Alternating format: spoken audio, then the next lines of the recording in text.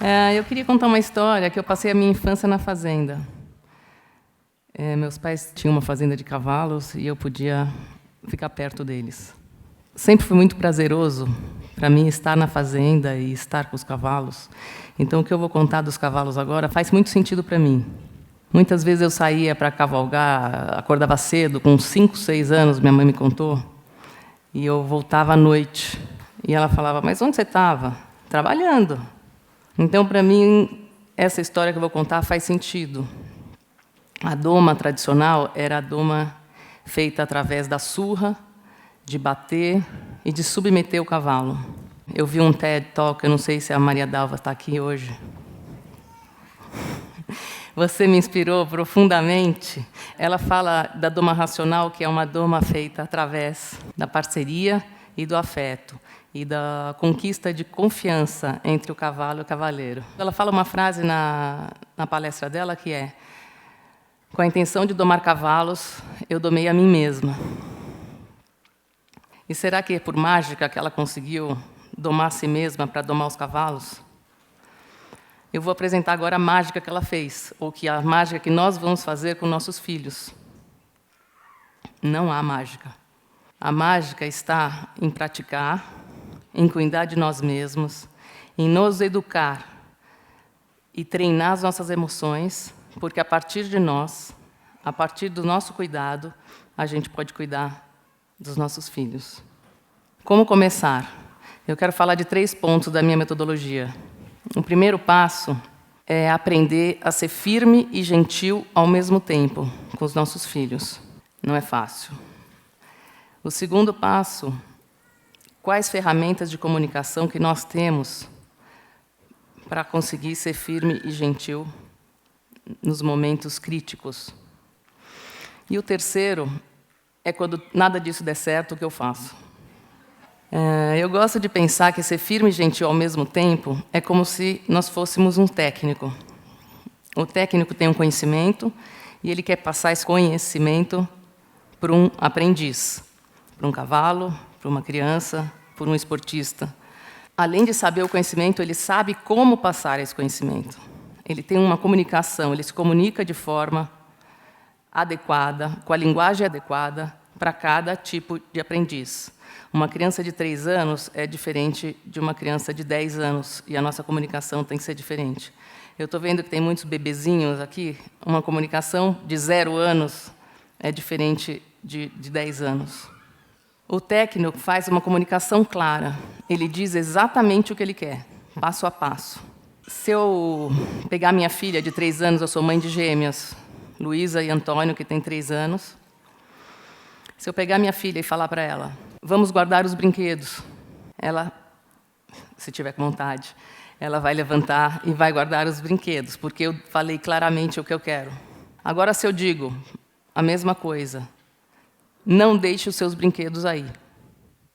Eu não estou dando para uma menina de 3 anos o que ela deve fazer, o que é muito diferente. Ela não tem isso pronto dentro dela. Muitas vezes, um menino de 12 anos, que já deveria ter pronto isso dentro de si, não tem. E continua deixando a toalha molhada em cima da cama. E isso pode ser conflito em casa. Então, a comunicação clara nesse momento, como eu diria para o meu enteado de 13 anos, João, coloque a sua toalha molhada no banheiro. Não reativa, eu vou contar uma história de quando eu tinha 9 anos. Eu fiz ginástica olímpica dos 9 aos 14. E eu tinha um técnico que eu gostava muito dele. E ele, pensando hoje, ele era firme e gentil comigo. Ginástica olímpica não era um esporte fácil para mim. Era muito demandante e um desafio. Tinham muitos exercícios que eu tinha muito medo de fazer. E ele dizia, faça de tal maneira.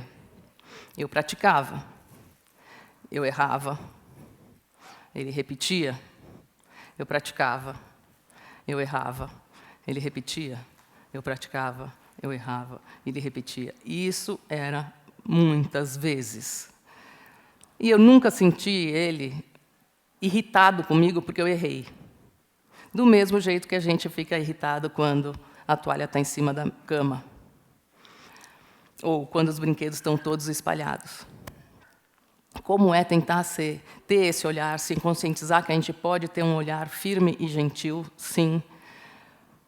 Não é fácil depois de 100 vezes que você fala, mas eu garanto que é mais produtivo e é mais eficiente do que eu gritar da porta do quarto. Hora do jantar. E saio e vou para a mesa. 10 minutos depois, eu volto e falo, hora do jantar. E saio de novo. E quando eu volto, eu já grito. Hora do jantar, já falei. Como a gente poderia ser mais claro e mais eficiente, sem se estressar? Porque isso me estressa, ter que falar 5 vezes. E eu escuto várias mães dizendo a mesma coisa. Você vai até a pessoa, você comunica de outra forma.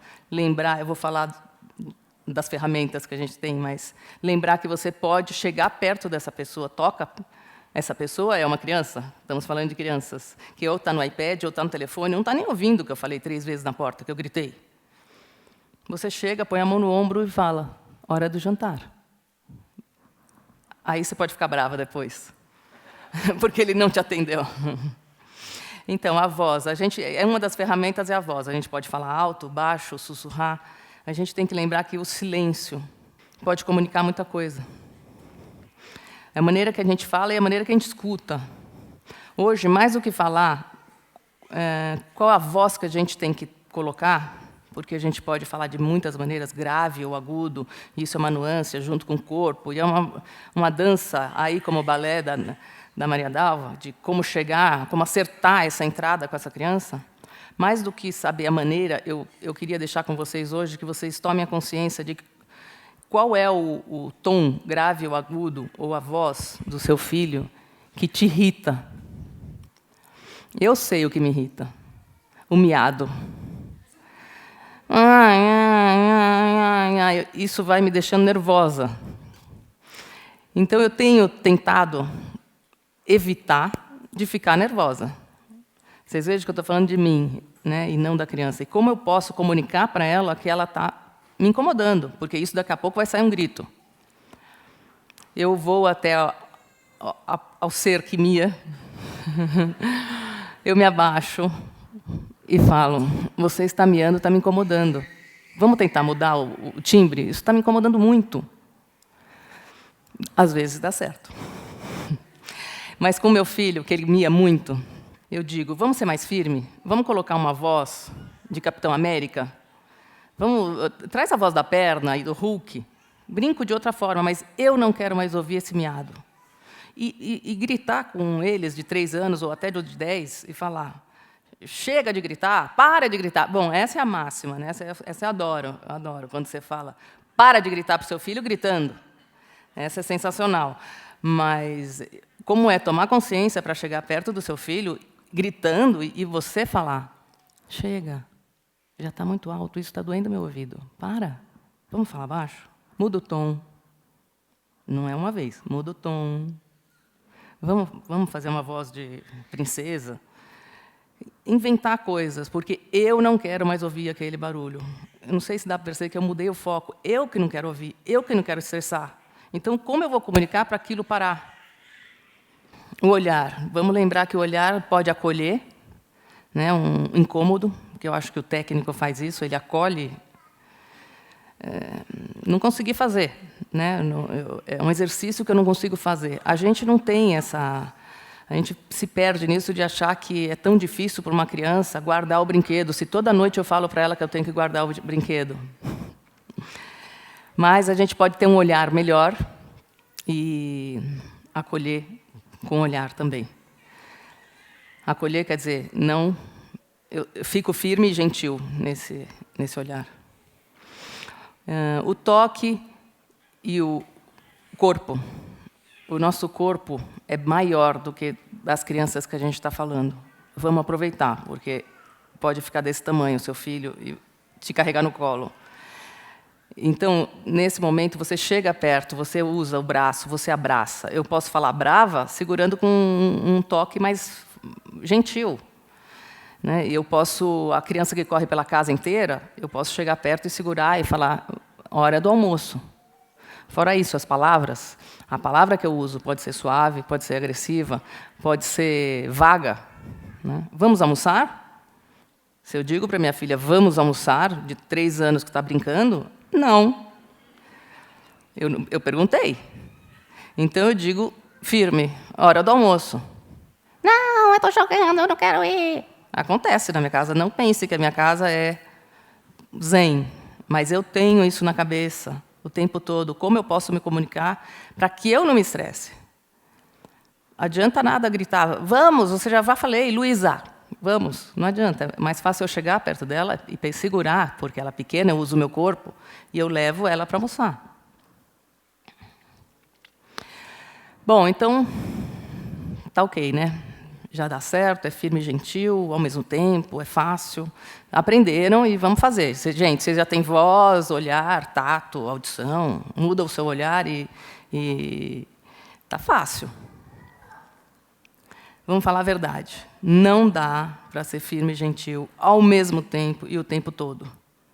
A gente precisa de uma válvula de escape. A gente precisa entender que a gente está num... Como técnico, eu penso. Eu entro em casa... Eu vim aqui agora. Eu vesti uma persona. Eu estou aqui palestrando para vocês. Depois, dentro de casa, quando eu entro em casa, eu visto o boné da mãe. Então, eu não acho que aquilo está acontecendo e eu não tenho uma função. Eu tenho uma função. Mas não dá para fazer ao mesmo tempo. Então, antes da gente fazer isso, porque dá vontade de fazer isso, se retira. Se o evento está dramático, ou até você daria conta no outro dia, em outro momento, mas você não está bem, você se retira. Você respira. No mínimo, vai até o banheiro. Se tiver alguém em casa, você chama e pede para ajudar. Quando você se restabelecer do seu banheiro, você volta com outra energia.